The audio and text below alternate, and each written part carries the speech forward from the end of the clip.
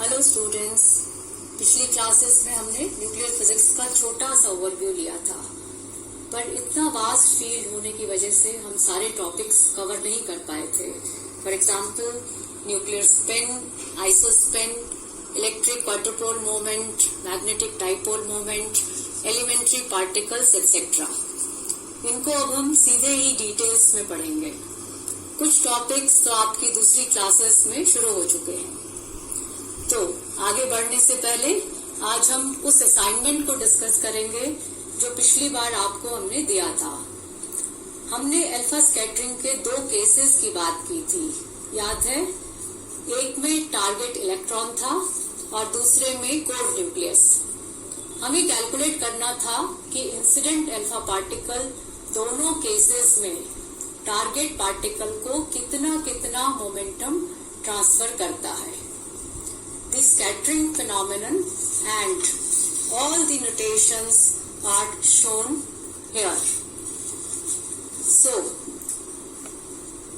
Final result निकालने के लिए हम कौन सी इक्वेशंस को यूज करेंगे? आप सबको मालूम है लीनियर मोमेंटम हमेशा कंजर्व्ड रहता है। नोटेशंस आपको समझ में आ गए होंगे। So this is the equation for conservation of linear momentum. Elastic collision माना है हमने, सो कंजर्वेशन ऑफ काइनेटिक एनर्जी हमें यूज करना पड़ेगा।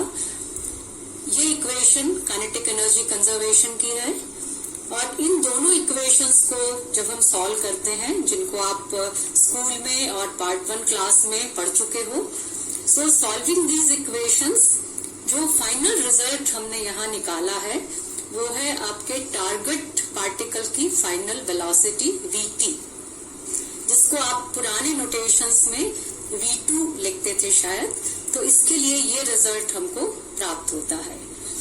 Now since initial velocity of target के लिए कुछ नहीं दे रखा है, तो कन्वीनियंस के लिए हमने उसको इनिशियल वेलोसिटी टारगेट की उसको 0 मान लिया। तो जब इसको हम 0 मानते हैं तो vt की वैल्यू के लिए हमको ये एक्सप्रेशन मिलता है। Now what next? क्या कैलकुलेट करना है हमें कैलकुलेट करना है स्कैटरिंग में अल्फा पार्टिकल अपने मोमेंटम का कितना फ्रैक्शन टारगेट को दे देता है, अर्थात किसकी वैल्यू? क्योंकि इनिशियल लीनियर मोमेंटम टारगेट का 0 था, तो जो उसको लीनियर मोमेंटम अल्फा पार्टिकल देगा वही उसका स्कैटरिंग के बाद फाइनल लीनियर मोमेंटम होगा।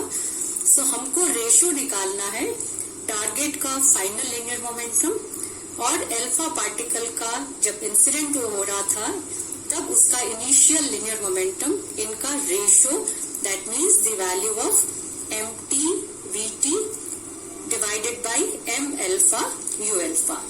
नाउ यूजिंग दिस इक्वेशन, इसकी वैल्यू हमको इस फॉर्मूले से प्राप्त होती है। अब हम 2 अलग अलग केसेस की बात कर सकते हैं। फर्स्ट केस में अगर टारगेट इलेक्ट्रॉन है तो हमको मालूम है इनके मासेस का अगर हम वैल्यूज पुट करें, इलेक्ट्रॉन टारगेट और अल्फा पार्टिकल का रेशियो, तो ये लगभग 10⁻⁻⁴ एक बहुत छोटा नंबर हमको मिलता है। And therefore mt can be neglected as compare to m alpha. इससे हमको जो फाइनल रिजल्ट मिलता है इसके लिए, उसमें अगर हम इसको नेग्लेक्ट कर देते हैं इसके मुकाबले, then we get a value 2mt/m alpha. 2 factor is there. इसका मतलब ये हुआ कि इसकी हाईएस्ट वैल्यू जो हमको मिल सकती है वो इससे ज्यादा बड़ी नहीं हो सकती।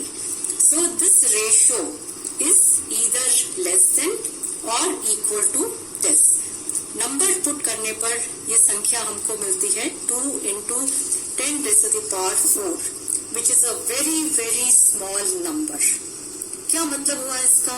इसका मतलब ये हुआ कि इंसिडेंट अल्फा पार्टिकल के मोमेंटम के रिलेटिव अगर हम टारगेट इलेक्ट्रॉन को मिलने वाला लीनियर मोमेंटम कैलकुलेट करें तो उसकी वैल्यू नेग्लिजिबल आती है, बहुत कम मिलती है। अर्थात इंसिडेंट अल्फा पार्टिकल से टारगेट इलेक्ट्रॉन नेग्लिजिबल मोमेंटम लेकर जाता है। तो अल्फा पार्टिकल के पास मोमेंटम स्कैटरिंग के बाद कितना बचेगा? लगभग वही जितने से वो इंसिडेंट हुआ था। सो रिजल्ट क्या मिलेगा? अल्फा पार्टिकल अपने इनिशियल मोमेंटम की तरह उतना ही लगभग फाइनल मोमेंटम लेता हुआ ओरिजिनल पाथ से बहुत कम डिविएट होगा, लगभग अपने पुराने पाथ पर ही चलता जाएगा। सेकंड केस है जिसमें टारगेट हमने गोल्ड न्यूक्लियस लिया है।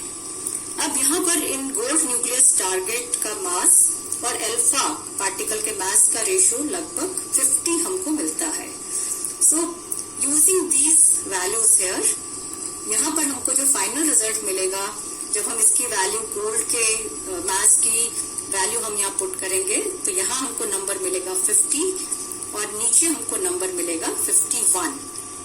सो this fraction comes out to be this.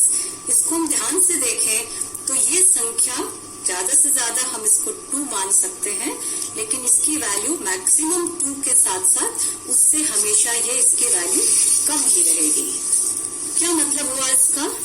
इसकी maximum value incident alpha particle के लिनियर मोमेंटम की डबल है, यानी ये इंसिडेंट अल्फा पार्टिकल के मोमेंटम का डबल तक वैल्यू ले सकता है। ये लिनियर मोमेंटम इतनी वैल्यू इसको कहाँ से मिली? ऑब्वियसली इंसिडेंट अल्फा पार्टिकल जो मोमेंटम से आ रहा था उसमें से उसने 2 pi अल्फा छीन लिया उससे। सो टारगेट के मोमेंटम में इतना चेंज हुआ तो उतना ही चेंज अल्फा पार्टिकल के मोमेंटम में भी होना चाहिए after scattering with the minus sign, क्योंकि टारगेट को इतना मोमेंटम मिला तो अल्फा पार्टिकल से इतना मोमेंटम कम हुआ। सो वैल्यू यहाँ पर रखने पर हमको जो रिजल्ट मिल रहा है, change in the momentum of alpha particle comes out to be equal to minus अपने उसके खुद के लिनियर मोमेंटम का डबल वैल्यू। इससे अगर हम अल्फा पार्टिकल की फाइनल मोमेंटम निकालें तो ये इनिशियल अल्फा पार्टिकल के मोमेंटम के ही बराबर, लेकिन साइन ऑपोजिट होने से डायरेक्शन उल्टी बता रहा है। What do we conclude? इसका मतलब ये हुआ कि अल्फा पार्टिकल पहले जिस दिशा में जा रहा था, जब वो स्कैटरिंग के बाद वापस आएगा तो वो अपनी पुरानी दिशा में ऑलमोस्ट सेम लिनियर मोमेंटम लेकर, लेकिन अपना पुरानी दिशा से उल्टी तरफ वापस इनिशियल अल्फा सोर्स की तरफ जाएगा। इसी को तो हमने बैक स्कैटरिंग कहा था। सो इसका मतलब क्या हुआ?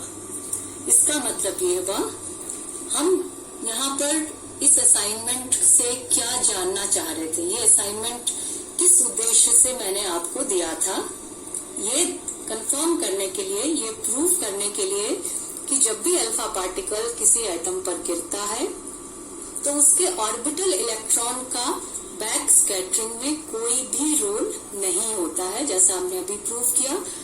और ऑलमोस्ट सारा रोल बैक स्कैटरिंग में न्यूक्लियस का ही होता है। और उसकी वजह क्या है? उसकी वजह एक तो न्यूक्लियस में सारा का सारा पॉजिटिव चार्ज कॉन्सेंट्रेटेड, इसका मतलब ये हुआ कि बहुत स्ट्रॉन्ग रिपल्सिव फोर्स लग रहा है, लेकिन उसके साथ साथ इंसिडेंट और टारगेट पार्टिकल के टोटल मासेस का भी रोल है। ठीक है, अगर कोई भी आप लोगों की क्वेरीज हो, you can post in the comment box.